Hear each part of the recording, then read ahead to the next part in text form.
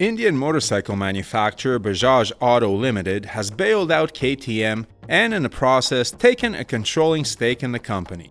So KTM at least, and maybe Husqvarna and GasGas, will stay in business with a loan of $677 million, which is on top of the previous loan of $255 million from a few months ago. It seems that Bajaj, which already owned a 49.9% stake in KTM, did not want to see the Austrian brand going bust and pulled the trigger before KTM went down the tubes. What is Bajaj anyways, and what does all of this mean for current and future KTM owners? Stay tuned. And as always, if you're enjoying the content, please consider subscribing, liking the video, and sharing it with friends.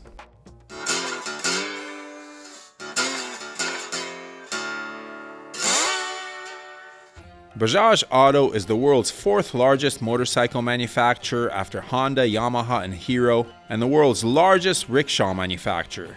It also produces one car which is technically classified as a quadricycle. The company has sold 3.1 million units in 2024, with the majority of those sales being cheap utilitarian motorcycles between 1 and 400cc. It's currently valued at $16 billion, so the loans to KTM actually constitute a significant amount of its total net worth. Once the deal goes through fully, creditors will get 30 cents on a dollar, Stefan Pierer will exit the company, and KTM, Husqvarna, and GasGas will fall under the control of Bajaj, which already manufactures a lot of the smaller KTM models. What the plan is after that has not been made public, but KTM's website has the following statement. A bold new chapter begins as the highly anticipated KTM 125 SMCR, KTM 390 SMCR, KTM 125 Enduro R, KTM 390 Enduro R, KTM 390 Adventure X, and KTM 390 Adventure R will begin arriving in authorized KTM dealerships worldwide. These bikes bring serious performance and fresh energy to the street and adventure lineup.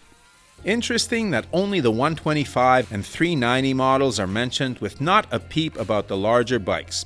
Personally, I think this is to emphasize some of the newer models that were just released and does not indicate that the 690, 890, 990, and 1290 models will be discontinued. KTM's larger models are a perfect way for Bajaj to establish itself internationally with premium high-performance motorcycles. Bajaj bikes are basic transportation for the developing world, and this acquisition gives the company an infusion of performance, high-tech, and most importantly, off-road expertise.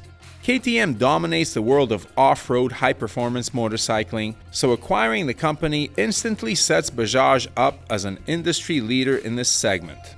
So once the deal is done, what does Bajaj need to do to turn around KTM's fortunes? This is actually a huge opportunity for both brands, with Bajaj gaining technology and engineering expertise which will give them cred as they expand internationally, and KTM getting a much-needed fresh start.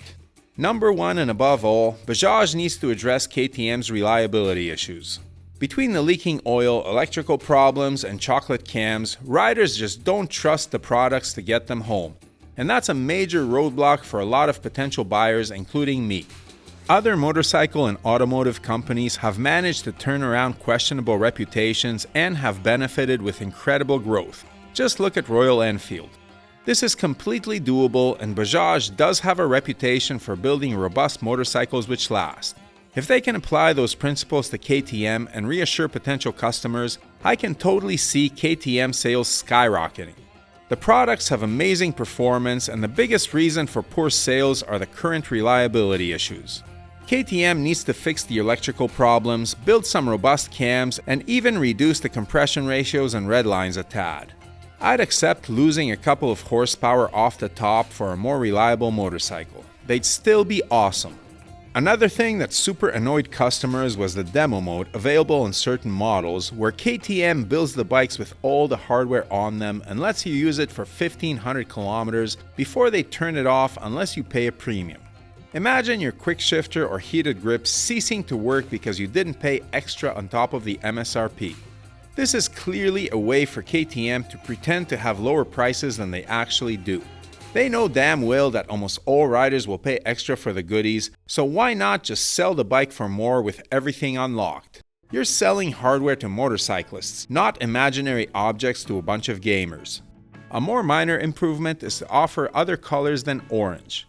That's one of the biggest complaints about the company I hear in the comments on my videos.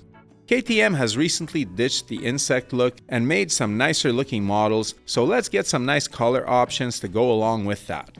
Of course, Gas and Husqvarna also offer different color options, but who knows if the powers that be will even keep those brands. Which brings me to KTM's next big problem: too many models. Not only are there overlapping models that actually compete against each other in the market, there are also almost identical Husky and Gas models that are produced and distributed in parallel. This doesn't just necessitate different color plastics, it requires extra staff, marketing dollars, and separate relationships with dealers and distributors. The whole thing is a mess, and there's a lot of inefficiency in the system which eats into profits. I want a Gas and don't care about KTM or Husqvarna, said no one ever. Why have 3 700s, 500s, or 300s? Offer one bike each and direct your marketing budget accordingly. If I'm shopping for one of these bikes, I'll go for a Husky because the plastics and finish are better on them and I like the colors best. But if Husky were folded, I'd still buy the same bike in orange because it's the bike I want and colors are low on my list of priorities. Engine, frame, and suspension are the things that matter in an off-road bike, and pretty plastics are just the cherry on top. Speaking of cutting, I wonder if Bajaj will cut sponsorship money for a lot of the off-road events as well as the MotoGP and other road racing teams. KTM seems to support the entire off-road racing world, which makes you wonder how they turn a profit. Oh yeah, they don't. That's why they're in this mess. I love the fact that this company is badass and supports motorsports. The publicity from the events encourages a lot of folks to take up the sport, especially the dirt side of it. However, you ain't gonna be ready to race if you're broke, and Bajaj might not be as keen on supporting so many race series and events, but might be keener on cutting costs. What events will get the boot? I don't know, but if it was me, I'd be getting out of the road racing game. KTM is the 800-pound gorilla in the world of off-road racing, but in MotoGP there are relatively small fish taking on companies whose main purpose is to build and race sport bikes. The Dukes are great bikes for some serious shenanigans on the street as well as the occasional track day, but there's no reason for KTM to build and race sport bikes against companies like Ducati and Honda who hang their reputation on MotoGP results. Finally, there's the question of where the bikes will be built. The smaller KTMs are already being built in India and some of the bigger engines are produced in China. The question is, will the Austrian factories remain open? Without a doubt, it is more expensive to produce motorcycles in the West, although Harley, Indian, Ducati, BMW, and Moto Guzzi still manage it to various extents. Companies like Triumph are transitioning to other countries, and Bajaj will no doubt look to maximize profits and minimize costs. Austria is a small country, and KTM does not particularly rely on the Austrian population to keep it afloat, so there is not much incentive to build the bikes there. Plus, it's not like the Austrian factories are known for their high build quality. If anything, the Chinese engines have a better reputation for reliability than Austrian ones. So, it looks like KTM will continue, but there are bound to be changes. In fact, given their lack of success lately, changes are definitely needed. They are an iconic brand, but have suffered a hit to that reputation with this debacle.